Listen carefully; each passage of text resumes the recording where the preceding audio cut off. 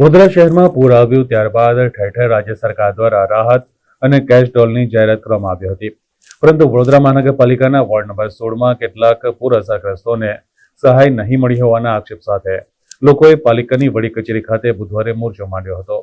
વડોદરા શહેરમાં વિવિધ જગ્યાએ પૂરગ્રસ્ત લોકોને કેશ ડોલ્સ અને ઘરવખરીની સહાય માટેના ફોર્મ ભરવામાં આવ્યા હતા અને રાહત આપવામાં આવી હતી, પરંતુ હજુ પણ વડોદરા શહેરના કેટલાક સોસાયટીઓ અને વિસ્તારમાં આ સહાય પહોંચી નથી। તેથી પાલિકામાં રહીશોનો મોરચો આવ્યો હતો। વડોદરાના વોર્ડ નંબર 16માં સમાવિષ્ટ કૃષ્ણનગર રાધાકૃષ્ણ મંદિર પાસે અને વિજયવાડીના રહીશોએ ઉગ્ર વિરોધ કર્યો હતો। આ વિસ્તારમાં પાણીનું પૂર આવ્યો હતો અને સૌથી અસરગ્રસ્ત વિસ્તાર હતો।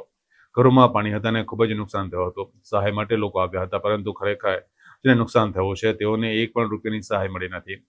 ખરેખર લોકોને જે નુકસાન થયું છે તેઓને સહાય મળવી જોઈએ તેવી માંગ સાથે સ્થાનિકોએ કમિશનર કચેરીએ ઉગ્ર આંદોલન કર્યું હતું અને માંગ કરી હતી કે વહેલામાં વહેલી તકે તે લોકોને સહાય મળવી જોઈએ। જો આ સહાય આપવામાં નહીં આવે તો ઉગ્ર આંદોલન કરીશું, તેની સંપૂર્ણ જવાબદારી તંત્ર રહેશે તેવી ચીમકી પણ ઉચ્ચારી હતી। ભાઈ, અમારી એક જ રજૂઆત છે કે ભાઈ અમારે જે નુકસાન થયું છે તમે એકવાર આવીને જુઓ, જોઈને પછી તમે સર્વે કરો કે કેટલું નુકસાન થયું છે। અમે એમ નથી કહેતા કે તમે અમને પહેલાં પૈસા આપી દો, આવો તો ખરા, તમે વોટના ટાઈમે તો બરોબર આવો છો, તો અત્યારે કેમ નહીં? ભાઈ, અમારે કૃષ્ણનગરમાં પરિસ્થિતિ તો એટલી ખરાબ છે ને કે આ વર્ષ નહીં, દર વર્ષની આ જ પરિસ્થિતિ છે।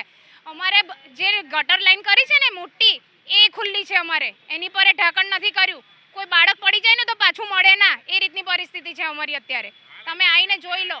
વડોદરા મ્યુનિસિપલ કમિશનર ઓફિસમાં કમિશનર સાહેબના આવેદનપત્ર આપવા આવ્યા છે।